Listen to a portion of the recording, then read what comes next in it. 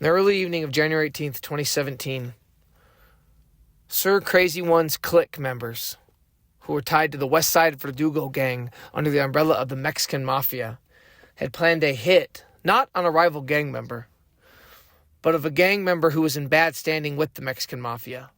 That gang member who was in bad standing went by the name of Andrew Rodriguez, who was currently serving a life plus 115-year sentence in Pelican Bay State Prison. It had come down the chain that Andrew Rodriguez was considering cooperating with authorities, which would ultimately jeopardize the lives and the welfare and ultimately the money and the power of Mexican Mafia members. Andrew Rodriguez's wife, Carmen Rodriguez, who was a mother of 5, had been lured out of her North Hills neighborhood of the Sepulveda district in the San Fernando Valley to San Bernardino, where she went to a place called Gabby's Cafe.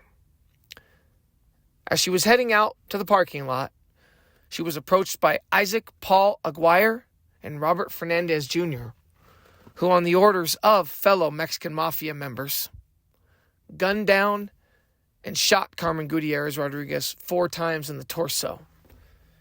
She was pronounced dead shortly thereafter, and that's when this case would fully open up, and the absolute craziness of what goes on in day-to-day gang life truly unfolded. Arrested 5 alleged gang members in the murder of a 41-year-old mother. Carmen Rodriguez was gunned down outside a San Bernardino cafe in January of last year. Rodriguez was the wife of a Mexican Mafia member who was doing time at Pelican Bay. Detectives believe other gang members ordered a hit on the mother of 5 from behind bars. Matthew Manzano, Eric Moreno, and Richard Garcia were all locked up when Rodriguez was killed. Isaac Aguirre and Robert Fernandez are believed to have carried out the hit. All 5 are facing murder charges. I wanted somebody that did nothing but focus on. Morning, federal and local law enforcement fanned out across the city of San Bernardino in order to round up members of the Westside Verdugo street gang. Now, we're told the gang sweep targeted a total of 35 members, of which 24 were arrested during the raid. 10 are already in custody and 1 remains at large. According to the federal indictment, the violent street gang is responsible for the trafficking and distribution of drugs throughout Southern California on behalf of the Mexican Mafia. The investigation into the gang began in 2017 after gang intelligence got wind of a conspiracy. Authorities tell us that the gang members were purposely getting arrested in order to smuggle drugs into the county and city jail via their body cavity. Today's operation, dubbed Westside Guillotine, was aimed at disrupting the gang's activity. Through the investigation, the task force identified the leadership structure of the Westside Verdugo gang, developed evidence involving the collection of extortion payments or taxes on behalf of the Mexican Mafia, and uncovered a large-scale methamphetamine and heroin distribution network. First of all, the Westside Verdugo gang has been a menace to the city of San Bernardino for a long, long time. Through violence and distribution of drugs, they've created havoc in the city of San Bernardino, and this investigation will go a long way towards making this a much safer community in the long run. Now, all 35 in that indictment will be facing a possible life sentence under the federal charge of conspiracy to distribute a controlled substance. Reporting. Hello, I'm Mark Brown. Click the ABC7 logo to subscribe to our Eyewitness News YouTube channel. Good afternoon, Glenn and Lou. SWAT teams and tactical teams spread out across San Bernardino early this morning. We are now learning a lot of details about Operation Westside Guillotine, which was targeting members of the Westside Verdugo street gang. Busted in the Inland Empire. Hundreds of local, state, and federal law enforcement personnel hit the streets of San Bernardino to arrest those described as members and associates of a violent street gang known as Westside Verdugo. Authorities say they're targeting the leadership or heads of the gang, and therefore the sweep is called Operation Westside Guillotine. This is not the first time federal authorities have joined with our local counterparts to fight criminal gangs. Today's arrests signal that we will continue to pursue street gangs until families in every Southern California neighborhood can lead safe and peaceful lives. Investigators describe the gang as foot soldiers of the Mexican Mafia, entrenched in San Bernardino and plaguing it for more than 50 years through a variety of criminal activities. Through violence and distribution of drugs, they've created havoc in the city of San Bernardino, and this investigation will go a long way towards making this a much safer community in the long run. Thursday, task force members arrested 24 people. A total of 35 have been charged in federal indictments. Some already were in custody. Only one man was on the run. Among the charges, drug trafficking, including smuggling drugs into the county jail. Also, extortion, firearms violations, money laundering, and identity theft. Participating agencies include the San Bernardino Police, San Bernardino County Sheriff's Department, CHP, and FBI. They say the battle continues. Our cases have included indictments that dismantled the Leadership Council of MS-13. We targeted drug trafficking operations inside the LA County jails that were controlled by the Mexican Mafia. Investigators say some of those defendants deliberately got themselves arrested so they could smuggle drugs and syringes into the county jail. Those narcotics included methamphetamine and heroin.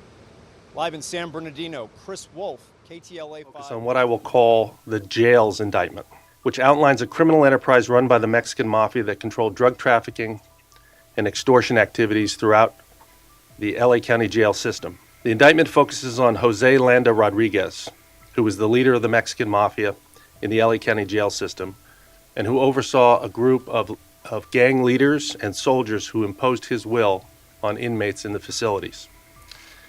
The jail's indictment alleges that Landa Rodriguez controlled all drug trafficking in the jails. The organization would arrange for cocaine, methamphetamine, and heroin to be smuggled into the jails, often through accomplices who hid the drugs in body cavities and who got themselves intentionally arrested on minor charges. The organization would then sell drugs to inmates. The Mexican Mafia had a range of supporters that participated in the racketeering enterprise. For example, there were a number of associates who smuggled drugs into the jails, and there were people who passed messages directing criminal activities between those in the jail and gang leaders on the streets. This communications network, which often included wives and girlfriends, was a vital link that allowed incarcerated Mexican Mafia leaders to communicate with gang leaders on the streets. But wives and girlfriends were not the only link to the outside world. This morning, we also arrested a lawyer who is accused of being a key facilitator for the organization. If they are convicted, many of the defendants will face decades in federal prison, and they will be scattered to prisons all over the country, far from their power base here in Southern California. With this morning's operation, we have delivered a significant blow to a cold-blooded prison gang and their associates. The jail's indictment dismantled a criminal enterprise that affected many of the jail's 15,000 plus inmates and the overall security of the facilities. What's going on, you guys? Welcome back. Another episode of Green Lake Gang TV. Got a crazy story for you guys today. We're going to be going to San Bernardino, California, and Southern California. We're going to be covering a case that involved the murder of a Mexican Mafia member's wife.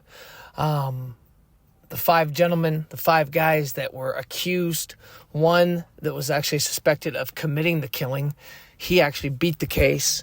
We're going to talk about a couple task force that were formed after this hit. One that was directly related to this killing, another one that I'm pretty sure was.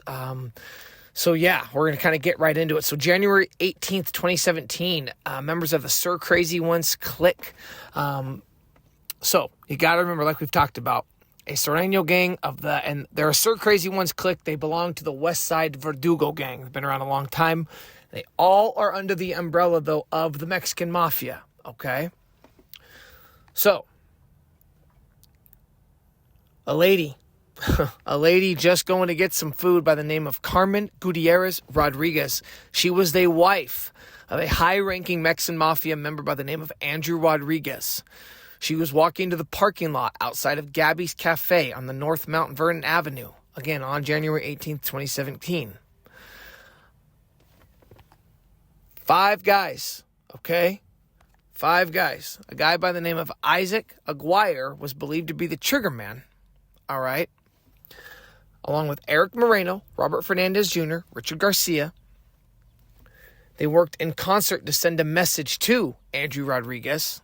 Remember Carmen Rodriguez's husband.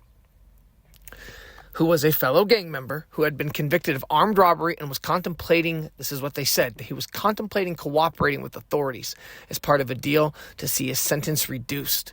Mariel del Carmen Gutierrez Rodriguez, a mother of 5 who lived in the North Hills neighborhood of the Sepulveda district in the San Fernando Valley, was lured to San Bernardino, where she was gunned down, shot 4 times in the upper torso in the early evening of January 18th, 2017. Prosecutors alleged that Andrew Rodriguez, a member of the Westside San Bernardino Verdugo gang who graduated into the Mexican Mafia, while he was serving 115 years to life, 3-strike armed robbery sentence in Pelican Bay State Prison, possessed information that was highly prejudicial to the prison gang. Okay? Remember, Andrew Rodriguez is her husband. Okay? So he's really never getting out. 115 years to life, 3-strike armed robbery sentence. And yeah, these guys are married. These guys have kids. I mean, they're behind bars, but it doesn't matter. This is the life. This is what the wives and the kids and family members know what can happen. So, it's not shocking for me to read that dad and this husband is never, ever, ever getting out. He's on 3 strikes, 115 years to life. And just so we're clear, all right, the 5 guys, Isaac Paul Aguirre, Eric Moreno, Matthew Manzano, Robert Fernandez Jr., and Richard Garcia, all right? They were all trying to send a message to, Andrew Rodriguez. That was the whole point of this, okay? That was the whole point of this. Okay, just to get at him. If they thought he might even cooperate and they can't get to you, they're gonna go get your family. They're gonna go kill whoever they can to hurt you the most. Okay. Now remember, 3 of these guys is something to remember. 3 of these guys were in prison at the time: Moreno, Garcia, and Manzano. All right. They orchestrated the killing from behind bars. And then Fernandez and Aguirre were accused of being the triggermen in Carmen Rodriguez's death. In addition to murder, Aguirre was accused of being a felon. And because remember, all these guys have records. All these guys have long criminal histories. This isn't their first rodeo, okay? Aguirre was accused of being a felon in possession of a handgun that night of the shooting. Subsequently, the Mexican Mafia, now listen to this. Subsequently, after all this, the Mexican, or not after all this, but as this is all unfolding, the Mexican Mafia took out a contract on Andrew Rodriguez, according to prosecutors, and he was slain just a little more than 3 months after his wife's death while incarcerated at Pelican Bay, April 20th, 2017. So his wife gets killed. They take out a contract on him, and I bet you they took out a contract on him because once he found out his wife was killed, any of the cooperating with authorities, I have a feeling went out the window when he found out his own gang was responsible for his wife's death. Just 4 days later, so Andrew Rodriguez is killed, April 20th, 2017, all right? On July 11th, 2018, the San Bernardino County District Attorney's Office filed murder charges against Moreno, Garcia, Manzano, Fernandez, and Aguirre, okay? So, just remember that. Carmen Rodriguez is killed January 18th, 2017. Her husband, Andrew Rodriguez, is killed April 20th, 2017, so about 4.5 months apart. Takes a little over a year. Charges get filed for murder against all 5 accused co-conspirators.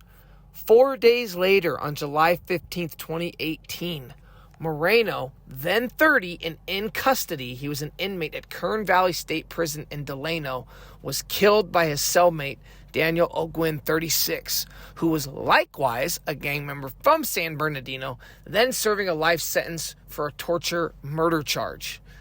This is like a movie. I cannot make this up. I've reread this thing a few times, but it just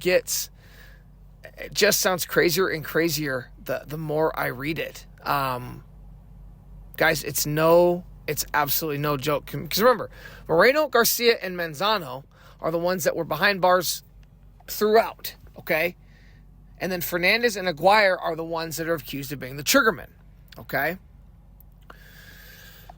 So, interestingly enough, Isaac Paul Aguirre resisted multiple plea bargain overtures from prosecutors, electing to roll the dice and go to trial, in the course of which it was demonstrated that Aguirre was not, as a prosecutor contended, in good standing with either the Mexican Mafia or the Westside Verdugo gang at the time of Carmen Rodriguez's slaying, which gangland expert witnesses said would have made it highly unlikely that he would be entrusted with this assassination attempt, right? Or not attempt, but the assassination. And that is true. They're not going to put somebody that's in bad standing on a murder hit. They're not going to go have him be a part of a very important, basically a very important job. So, yeah. So out of the 5, Moreno gets killed. He gets killed in Kern Valley State Prison by Daniel O'Gwin. And then you've got Richard Garcia. He pleads guilty to voluntary manslaughter in 2019. He was sentenced to 30 years. Manzano was convicted of murder in the case in 2020 and sentenced to 25 years. And, excuse me. And then Robert Fernandez Jr., he pleads to voluntary manslaughter in street gang terrorism in 2018. So it's just like, and then somehow, Moreno gets killed. These other 3 guys plead out, all get very high sentences. Isaac Paul Aguirre, who was, mind you, he was out and he was accused of being the actual trigger puller. And he beat the case, guys. He absolutely beat the case. Now, the story doesn't quite end there, okay? I just thought that was so crazy. I thought that was just so crazy, all right? So, 4 of the men charged in the murder are identified as members of the Westside Verdugo gang, while Manzano is from an unidentified Redlands gang, okay? So just so we're clear on that, all right? Moreno gets killed in a cell, Kern Valley State Prison. Police don't comment on that. Daniel, again, is convicted of that. Now, after the murders, the feds start a thing called Operation Green Hand. Not a thing. They start a RICO indictment, right? They start a huge case that results in 86 arrests on suspicion of various weapons, conspiracy, auto theft, and narcotics charges in addition to the murder charges. So, guys, like we're seeing in the video I did on Officer Arroyos, okay, with Valencia 13. He gets murdered a few years ago. These guys all end up getting in, they all get sentenced. They all plead out. The girlfriend's getting sentenced next month. But what do? They don't stop there. They're trying to take a big chunk out of these street gangs and really slow them down. Because I read in a lot of this, in this next federal case that they opened up, which was called Operation Guillotine, the Mexican Mafia, these street gang members, they all control the jails, the prisons. But you got to go after the guys on the street too. Yes, you want to go after the guys in prison because they're the heads of it. They're the big bosses, but they're already in prison. Their work has to get done on the street, all right? Just like this hit on Carmen Rodriguez. If you don't have Isaac Paul Aguirre on the street, who they say committed the murder, actual murder, you don't have as much violence. You don't have as many awful things going on that we see on a consistent basis, So it's just one of those things where, if Fernandez and Aguirre, they're not out on the streets taking orders from the guys, the big dogs up there in, all these California state prisons. Take your choice. You got Pelican Bay, Kern Valley.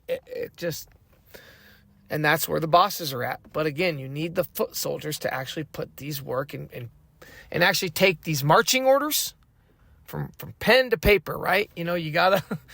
You can write and give all the orders you want, but if you don't have anybody to receive the orders and act out the orders, what do you have? You've just got a bunch of unfilled, a bunch of unfilled hits, a bunch of unfilled robberies, a bunch of unfilled power moves. And at the end of the day, like we always talk about in these videos, it's all about power and respect.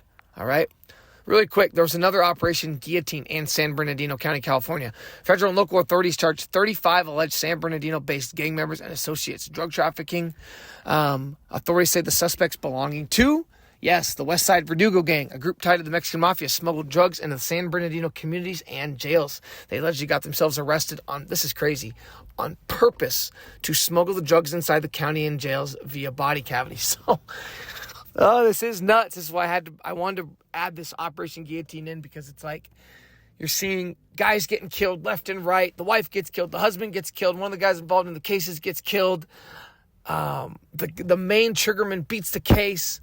And then it comes out that these Westside Verdugo gang members are purposely getting arrested, which I would love to see what they're doing to get arrested. It's just, use your imagination so they can bring drugs in. The investigation began after gang intelligence got wind of a gang member purposely getting arrested in order to smuggle the drugs. During a body cavity search of one of the members, deputy found methamphetamine, heroin, 5 syringes, and 20 packets of opioids. And yeah, guys. So again, very active in the streets, very active in the prisons, and it just never ever seems to stop. Really appreciate you guys checking out the channel. Until next time, guys. Peace out.